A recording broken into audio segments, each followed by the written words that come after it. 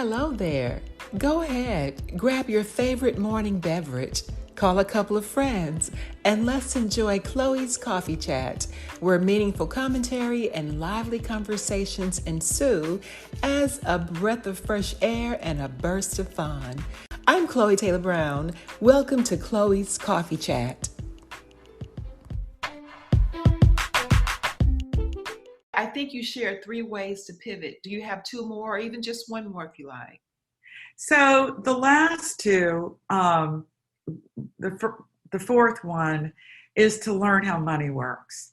And if you get the How Money Works book and you go through the 7 money milestones, which is financial education, proper protection, an emergency fund, reducing your debt, increasing your cash flow, building wealth, and protecting wealth. If you follow those 7 steps, kind of like a checklist, you'll be not only on the track to learn how money works, but to have your financial plan in order. Even if a lot of women say to me, I don't have anything extra, or I'm just starting out, or I'm starting over. It doesn't matter where you are, get started. Even if you can only work on 1 or 2 of the money milestones, start there. That's the most important part of it, is building those habits. And then the very last the very last pivot point is to prepare for the next crisis. This is a time to take stock and figure out what's important to you and maybe reprioritize things in your life. Look at the big picture. Sometimes when the world is normal, we get so busy in our day-to-day lives with work, with school, with our kids, our other loved ones, that we never get a chance to look up and say, hey, am I doing the things that bring me joy? Is this the best way for me to use my time? So take a moment and look at the big picture and think about those things, because it will better prepare you for the next crisis.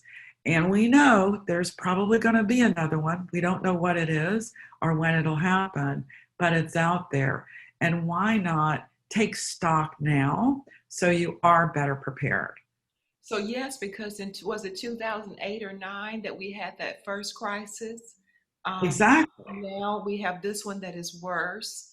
Um, and so we are not anticipating anything ever again on this level, but we don't know. And so I Right. like your advice to anticipate the worst, but play in the spirit of play. I love the whole thing of we got to play because it's the lighter side. And being a coach, I know that energy flows through lightness, not when it's heavy. Being serious, this is a serious time. However, we don't have to allow seriousness within our spirit and within us. There's always something that we can look around and appreciate within ourselves, about our family, our friends, our town, the people that we love.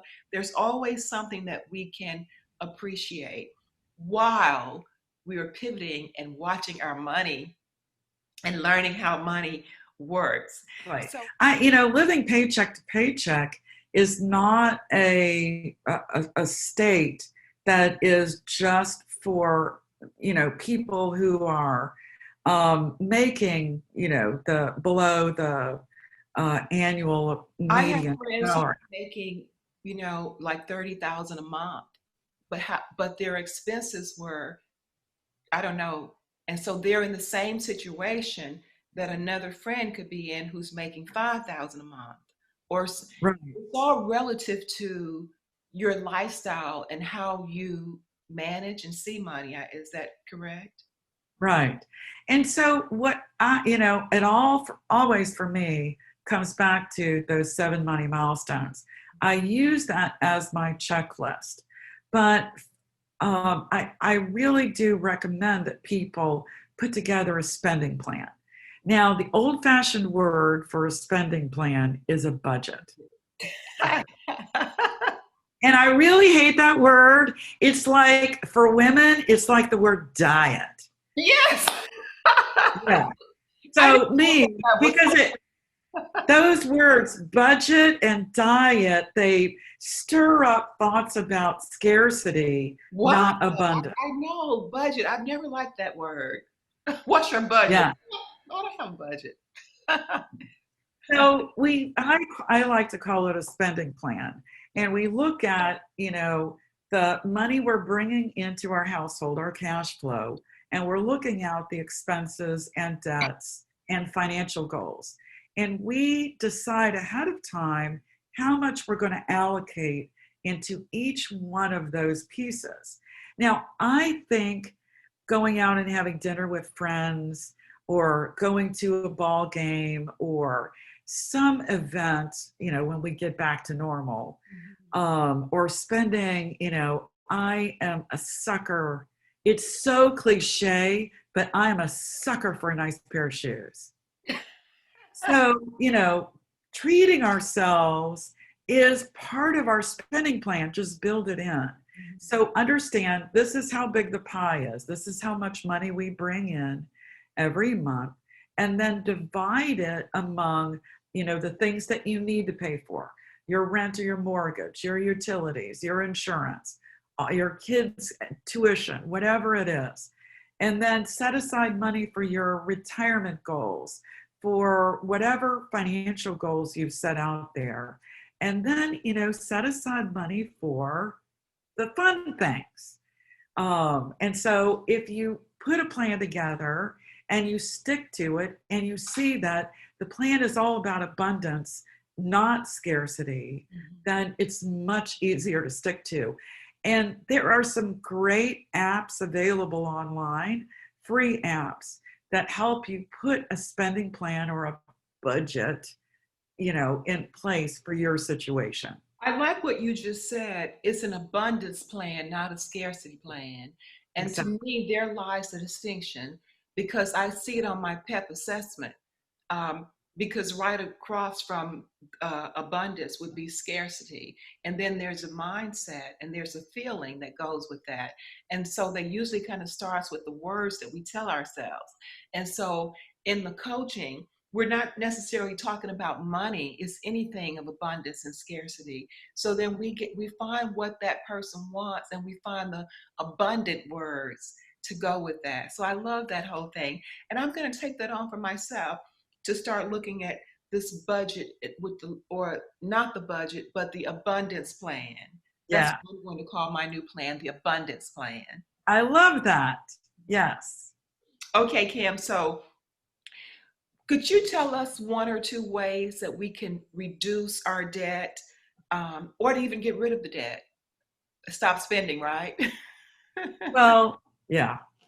The first thing that I recommend people, especially women, do, and you know what? I'll just say up front, I'm a single mom, and there were times when I had to make bad decisions about debt because I had no other choice, and I had to take care of my son. Mhm. And so for women, especially single moms out there, I get it. We get it.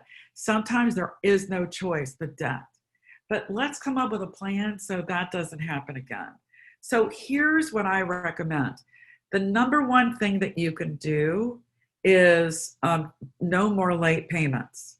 Because we get in such a depressed mood about debt, we don't lock in kind of payment dates and things like that. Put them on your phone or your iPad or however else you're going to remind yourself, because late payments is the fastest way to run down your credit report, your credit score. So once you've locked in your payment dates, take a look at how much you owe, what your minimum payments are, and what the interest rates are. Now, some people recommend, everyone recommends start with one debt at a time. Some people recommend that you pay down the debt with the highest interest rate. I kind of recommend that we start with the credit card or the debt that has the lowest balance. So start doubling up your payments on that one, no matter what the interest rate is, because you're going to watch that one go down. And the minute it's at zero, then work on the next one with the lowest balance and double up the payments and use the payments you were using for the one you just stopped. And so go at it one debt at a time. I go from lowest balance to highest balance, but some people recommend highest interest rate. And for some reason, the highest interest rate one is usually the biggest one. So, And you know what? so you get depressed over it Yes. because you're not seeing that feedback.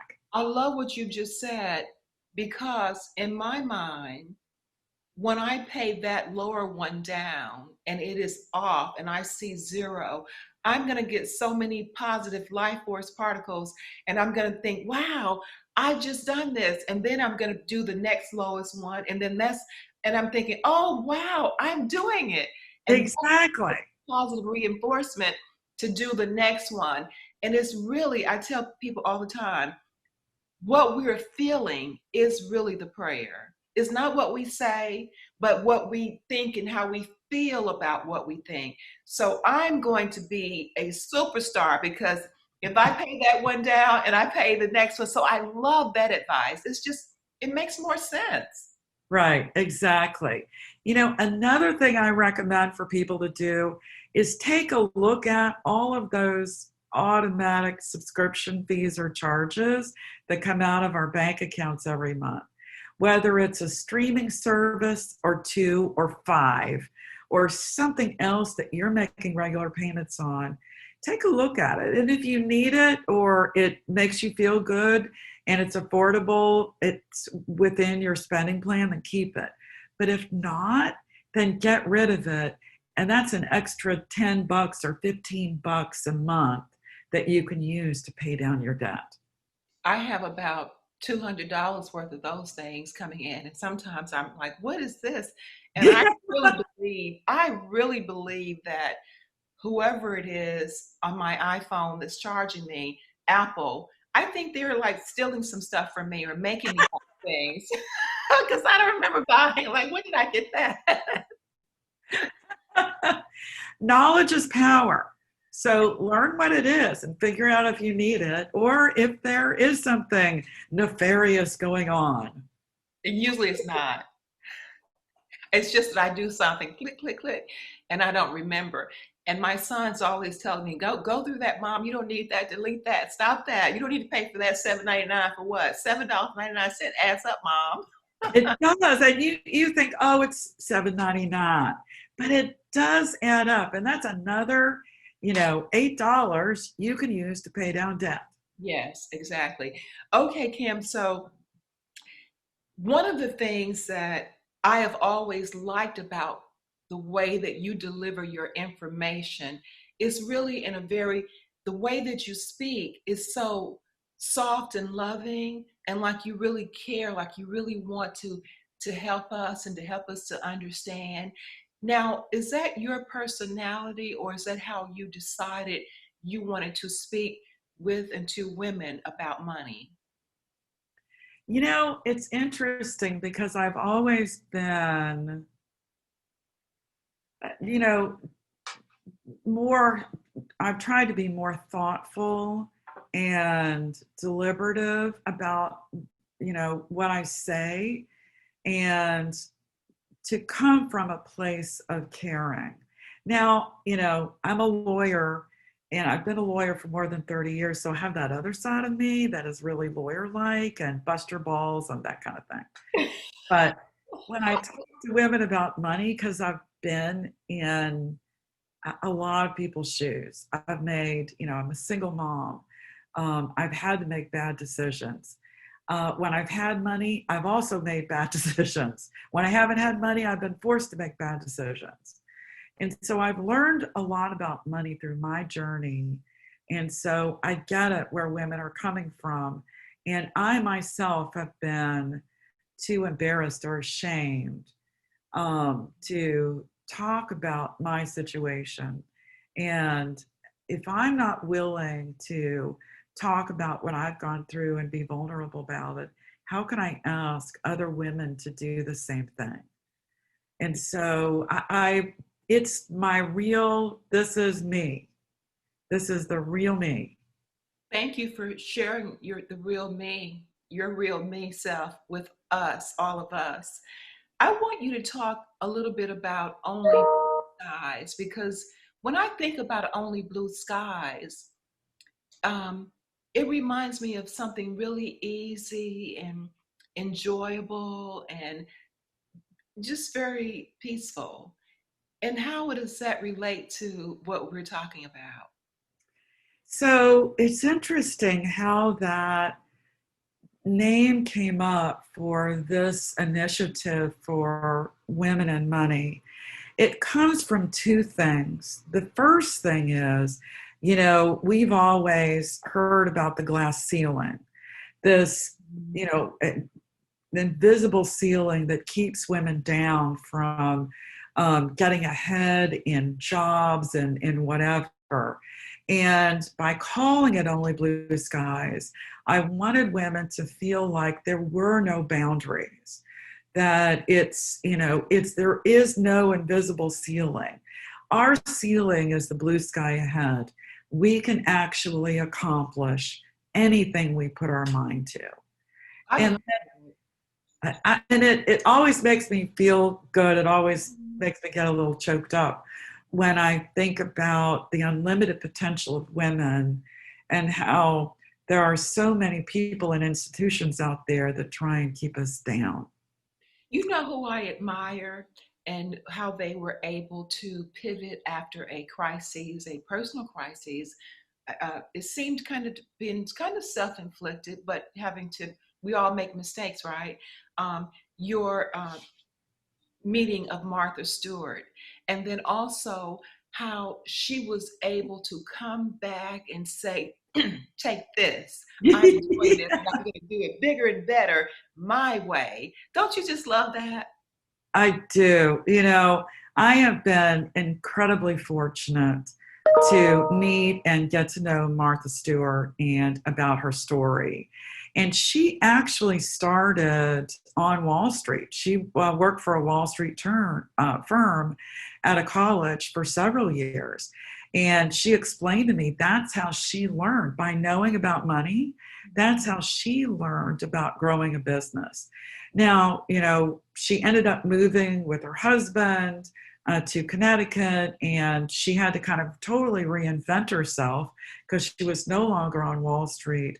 And her reinventing herself is what we, know today of this just unreal way that she's reimagined women and entertaining and taking care of our families and the things that are important to us.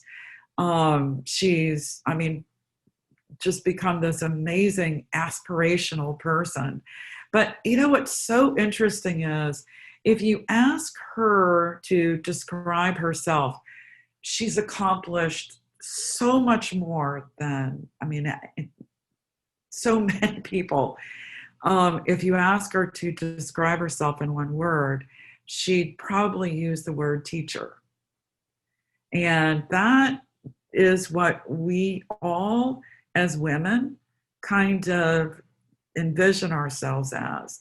And she has a real passion for teaching women about a lot of the things that she's learned and loved. And among those things is about money. And so she and I have had some wonderful conversations about women and money and business. And she is absolutely an icon of mine and certainly sets the bar very high for learning to pivot. And I love the fact that you shared Flourish Digital Magazine with her. So I did.